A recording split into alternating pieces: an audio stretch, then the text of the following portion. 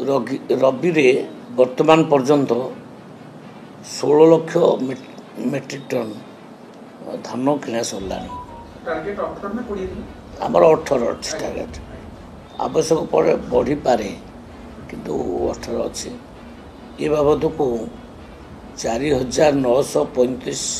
कोटी टंका पेमेंट बुझिपारे 2,30,000 कृषक इतने उपकृत होती प्रीवियस ईयर बहुत कम थिला प्रीवियस ईयर 1.96 लाख फार्मर 1,96,000 चाषी बिकी थे 1,86,000 धान बिकी थे 12.85 लाख मेट्रिक टन आम कि सारू 16 लाख मेट्रिक टन तेणु बहुत अधिक होती गत थर दिखाई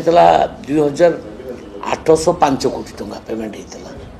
इथर को ए वर्ष